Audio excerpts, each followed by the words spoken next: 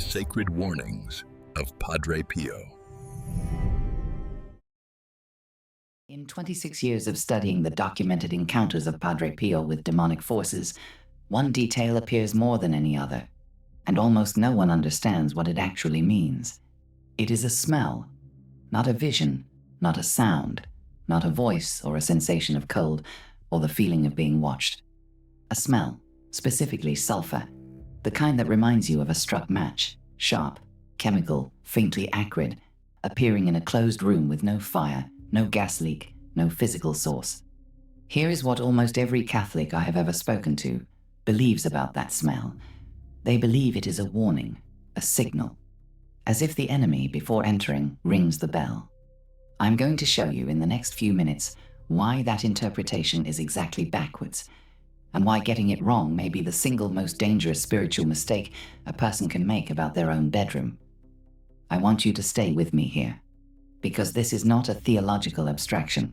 This is forensic. When you smell sulfur in your room, in a room with no physical explanation for it, the entry has already happened. The break-in is over. The alarm is going off after the theft. The smell is not a warning that the demon is arriving. It is evidence that the demon is already there, and has been there long enough to have claimed something. That is the first thing Padre Pio's documented case teaches us, and it is the thing that changes everything else. I have been studying and teaching Catholic theology since I retired from 35 years in the classroom, and I want to be honest with you about something. For most of those 35 years, I taught the sanitized version.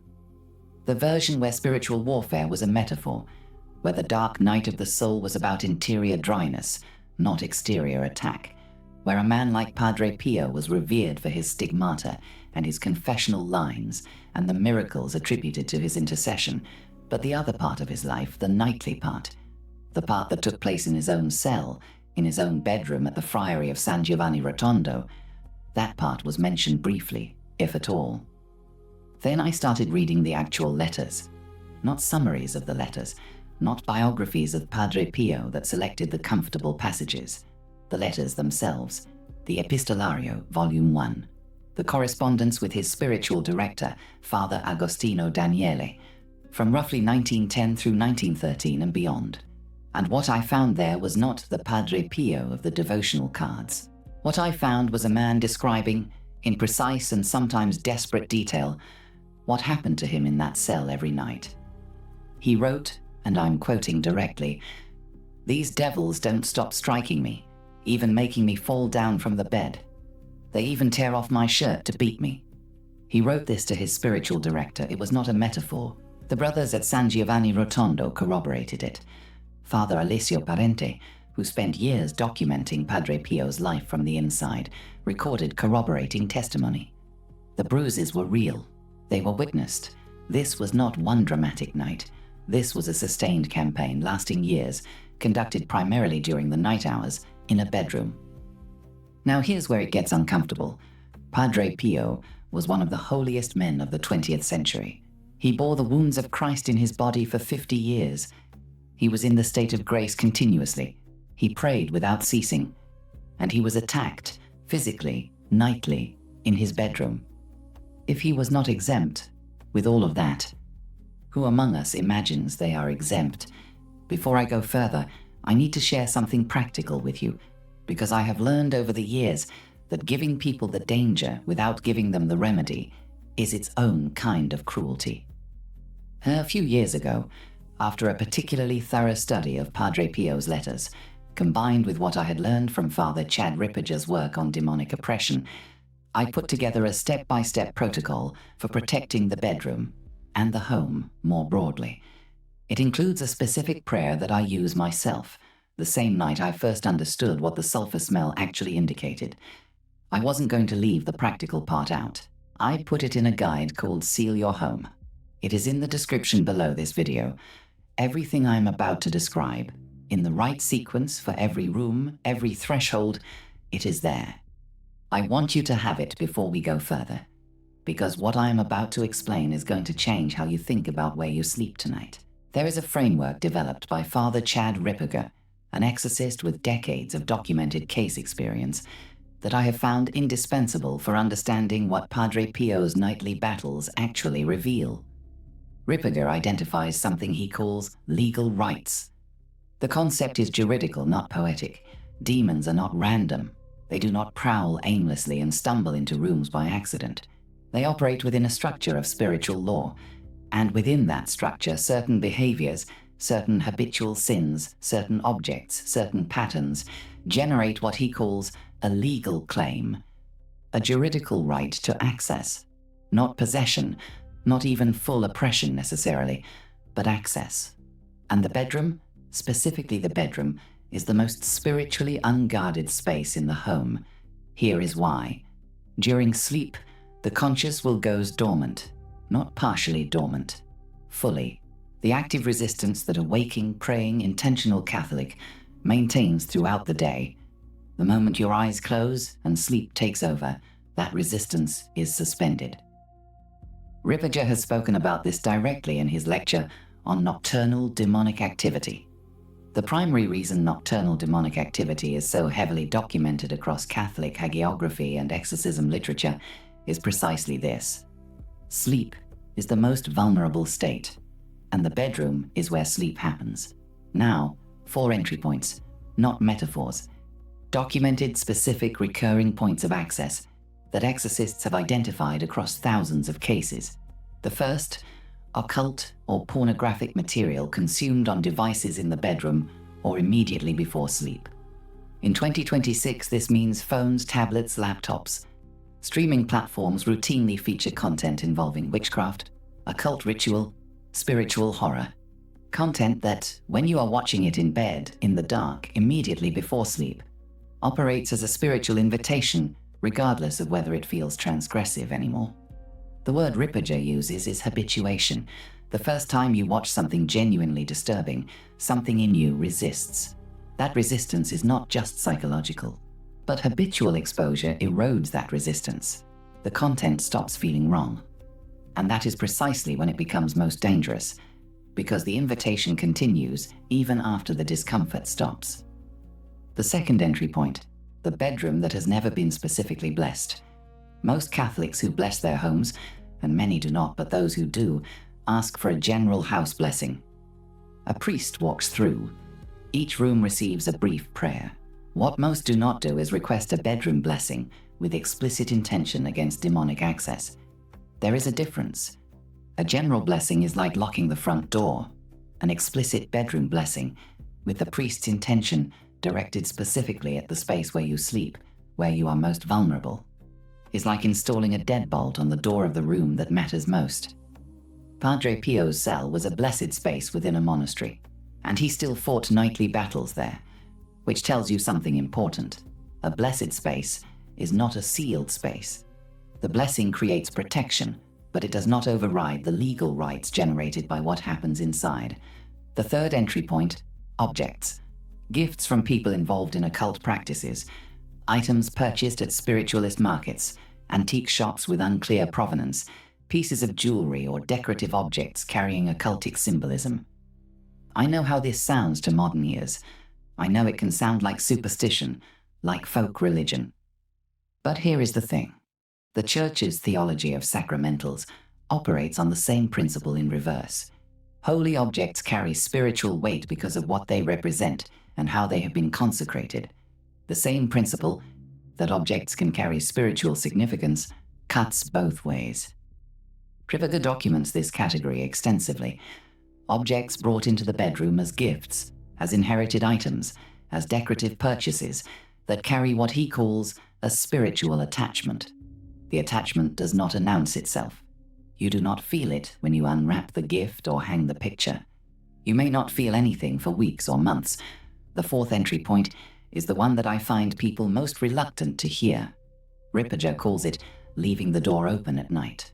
It means this: the pattern of thought that immediately precedes sleep, anger rehearsed in the mind before closing your eyes, lustful thought entertained deliberately as the room goes quiet, not the involuntary thought that surfaces and is resisted, the invited one, the one you return to.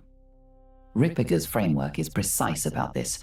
Habitual serious sin generates a juridical claim, And the moment of sleep, when the conscious will is about to surrender its active guard, is when that claim is most readily exercised. This is not moralism. I'm not standing here telling you what to feel guilty about. I'm telling you what the forensic evidence from exorcism cases shows. The entry happens there, at the threshold of sleep. Through the door, you opened yourself. And then, sometimes, comes the smell. Let me describe as precisely as I can what the documented accounts indicate about the sequence of events in a room where demonic presence has established itself. First, a change in temperature, not the thermostat, not a draft. A cold that feels different, specific, localized, sometimes in one corner of the room or one side of the bed. Second, a sense of presence. This one is difficult to articulate because it sounds exactly like anxiety or imagination or the kind of unease that comes from a bad dream. But the people who describe it consistently use language like, the room is occupied. The feeling of being observed, not from outside the window, but from inside the room, sometimes from the foot of the bed. Third, pressure. The sensation, historically documented across cultures and recorded in Catholic accounts including those surrounding Padre Pio's own battles, of weight on the chest during sleep or at the boundary of sleep and waking. The old medical term for this was incubus. The folk term in various languages is the old hag.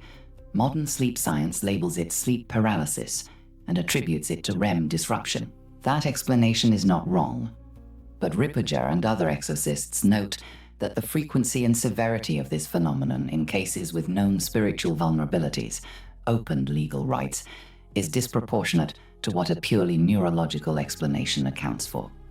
Padre Pio described being pulled from the bed, thrown, his shirt torn from his body. The brothers heard it through the walls. That is past the threshold of neurological explanation. And then, fourth, the smell. Not the first signal, the last.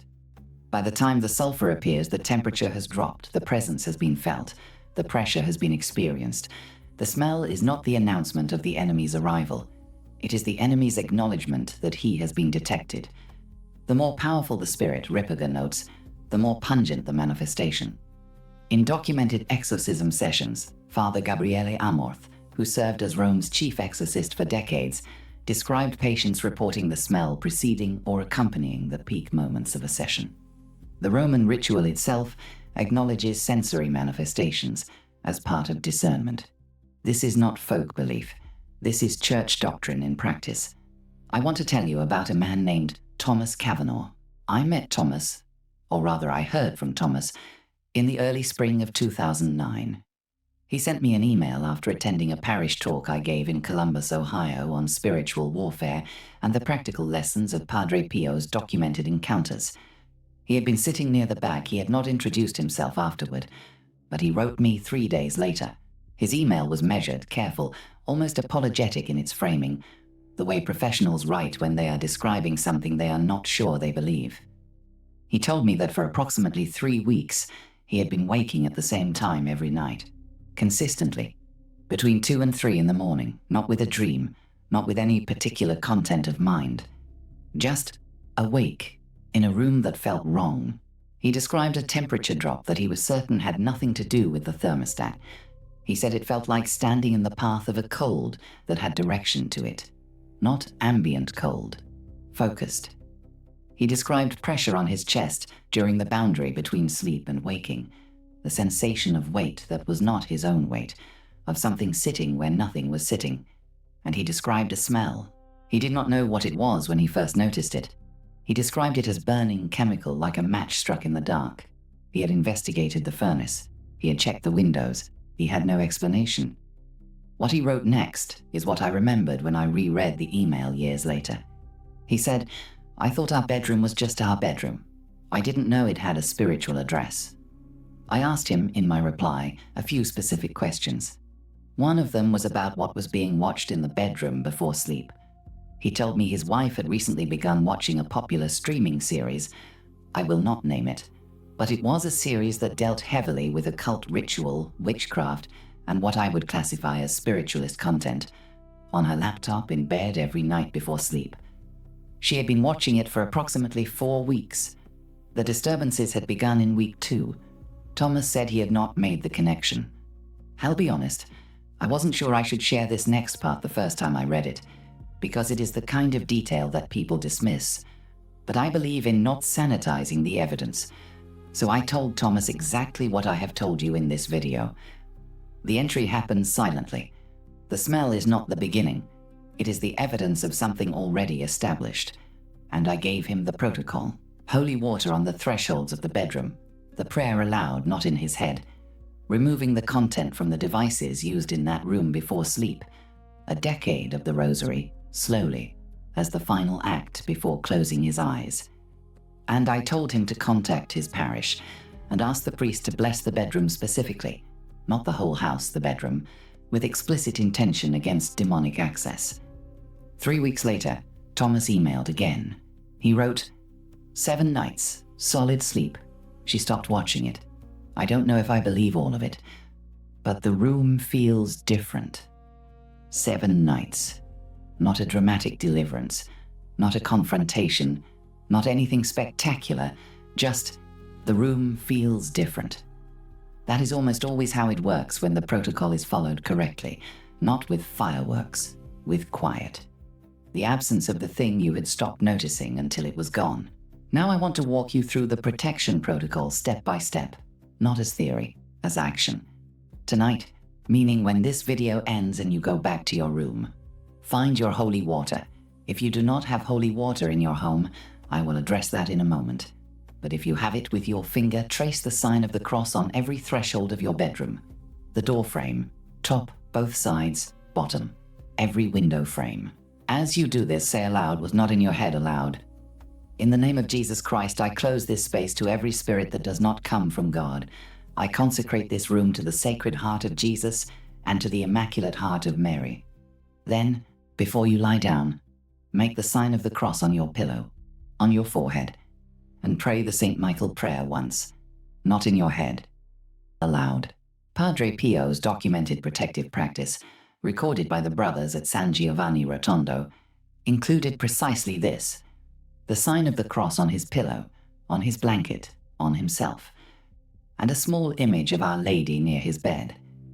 If a man of his holiness maintained this practice every night of his monastic life, not as superstition but as deliberate spiritual hygiene, what does that suggest about how seriously we should take the protection of the space where we sleep? This week, remove from your bedroom, and from the devices you use in your bedroom, any content involving occult, witchcraft, or spiritual horror themes. I understand that may sound extreme. I understand it may mean stopping a series partway through, or changing a viewing habit that has become comfortable. But I want you to think about what Thomas Cavanaugh described. The content had been playing in his bedroom for 4 weeks. The disturbances began in week 2. He had not connected them. Most people do not connect them, because the entry is silent, because the legal right does not announce itself, because by the time anything is noticeable, the entry is already complete. Replace the last scroll of the phone, the last 10 minutes of a series, with 1 decade of the rosary prayed slowly. Direct the intention aloud for the protection of this room and everyone who sleeps in it. That is not a small thing. The rosary prayed with intention in the space you are protecting is not background noise. It is a direct act of consecration. And this month, contact your parish and ask the priest to bless your bedroom specifically, not a general house blessing. The bedroom, with explicit intention against any demonic access. Most priests will do this without hesitation. You do not need to explain everything I have told you in this video. You simply need to ask. Prepare the room. Place a St. Benedict medal above the doorframe on the inside. Place a small image of Our Lady near the bed. Padre Pio did this.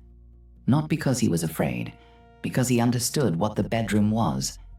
Every step of this, every room, every threshold, every prayer in the right sequence, I have laid out in detail in the Seal Your Home Guide. It is in the description.